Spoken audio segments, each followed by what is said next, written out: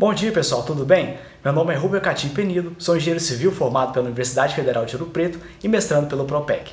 Hoje eu irei apresentar para vocês o meu trabalho de mestrado, orientado pela professora Júlia Mendes e pelo professor Alexandre Cury. O meu trabalho consiste em estimar a resistência de concreto de escória de serraria por meio da mineração de dados. Dessa forma, através do levantamento de dados de concreto de escória de serraria e da aplicação de modelos computacionais, buscamos obter uma previsão confiável da resistência à compressão desses concretos. A escória de serraria é um subproduto gerado durante o refino do aço em siderurgias, e o grande problema é que esses resíduos provocam diversos passivos ambientais. Apesar disso, essas escórias chegam a possuir características mecânicas iguais ou superiores aos agregados naturais. Por isso, muitos estudos têm sido realizados com a finalidade de substituir os agregados convencionais do concreto por esses agregados artificiais. Em geral, os concretos adotados em estruturas são projetados para resistir a uma determinada resistência mínima à compressão, a partir do proporcionamento dos seus componentes. No entanto, não há no Brasil um consenso normativo sobre os procedimentos e parâmetros de dosagem de concreto. Além disso, essas metodologias foram propostas há décadas e, em sua maioria, baseiam-se em gráficos e tabelas obtidos empiricamente. E, de modo geral, essas metodologias para determinação do traço demandam um intenso consumo de materiais e testes em laboratório após um período de 28 dias. Dessa forma, são necessários processos mais eficientes, atuais e otimizados, além de seguros para a determinação do traço do concreto. Além disso, faltam metodologias para a elaboração de traços de concreto não convencionais, como o de escória de serraria. Diante disso, surge a possibilidade de utilização de técnicas baseadas em aprendizagem de máquina. A aprendizagem de máquina é um conjunto de métodos que possui a capacidade de detectar padrões em grandes bancos de dados e então usar esses padrões cobertos para prever resultados futuros. Essa ferramenta é relativamente nova, cujos estudos estão apenas começando e tem um grande potencial de aplicação em problemas de engenharia. A metodologia é composta por 4 partes. Primeira, levantamento de dados. Segunda, treinamento. Terceira, avaliação. E quarta, validação.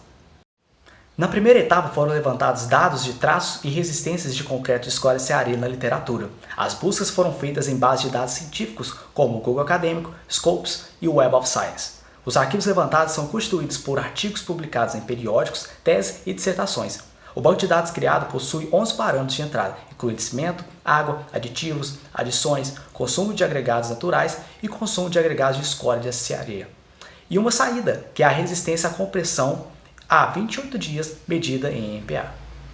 Assim, foram treinados 4 modelos de Machine Learning para serem treinados com esses dados: Extreme Gradient Boost, XGBoost, regressão por vetores suporte, SVR, redes neurais artificiais, RNA e processo gaussiano de regressão, GPR. Esses 4 modelos foram escolhidos por possuírem características de funcionamento bem diferentes. Assim, é possível fazer uma análise de qual natureza existente na literatura será melhor para resolver o problema deste trabalho. Após o treinamento, é necessário avaliar os modelos treinados para podermos identificar o desempenho de cada um deles. Para a avaliação foram utilizadas 3 métricas. A primeira é o coeficiente de determinação, ou R², que é uma métrica capaz de comparar o desempenho do modelo com o modelo de médias. É importante saber que o R² varia de menos infinito a 1, e quanto mais próximo de 1, melhor o modelo interpretar os dados. A segunda métrica utilizada foi o erro absoluto médio, que é a diferença em módulo entre o resultado real e o resultado previsto pelo modelo.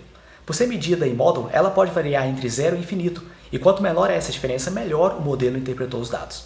A terceira e última métrica utilizada foi a raiz do erro quadrático médio, ou RMCE, e quanto menor o seu valor, melhor o modelo interpretou os dados.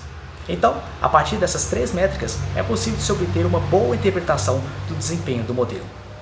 Com a finalidade de validar a capacidade de generalização dos modelos, eles foram validados com traços experimentais moldados e rompidos pelo grupo Reciclos, da Universidade Federal de Ouro Preto. O banco de dados utilizado contempla 20 instâncias de concreto de escória de serraria ensaiadas há 28 dias. A validação é utilizada para saber se o modelo realmente é capaz de estimar valores para qualquer traço da literatura, ou se é levado somente para os dados do seu próprio conjunto treinado, o que não é desejável. Assim, utilizamos os modelos treinados com os bancos de dados levantados da literatura e testamos a sua capacidade de previsão usando o banco de dados experimental da UFOP.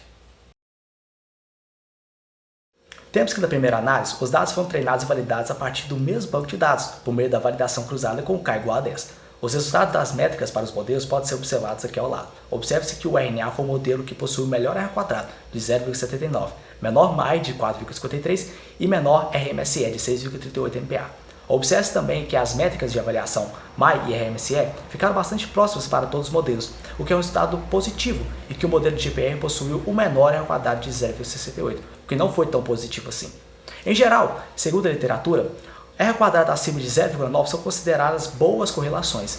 Assim, apesar de não ideais, o erro absoluto médio na faixa de 5 MPa indica que os algoritmos têm potencial.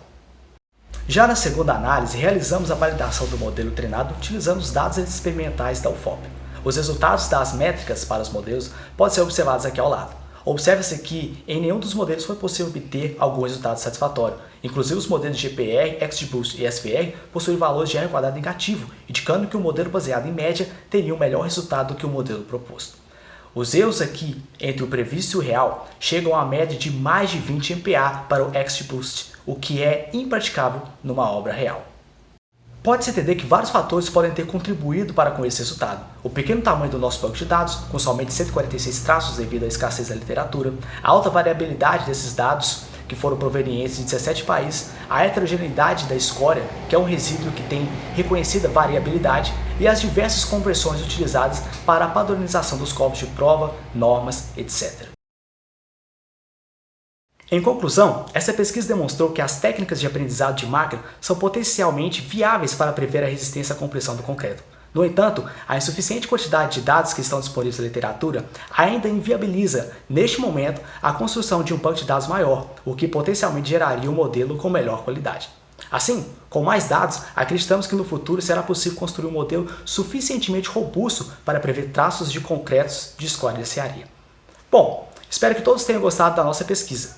Eu gostaria de agradecer à CAPES, ao PROPEC, à PROP, ao UFOP, à minha equipe e ao CIDENG, o Grupo de Pesquisa de Ciência de Dados aplicada em Engenharia Civil, pelo apoio. Muito obrigado.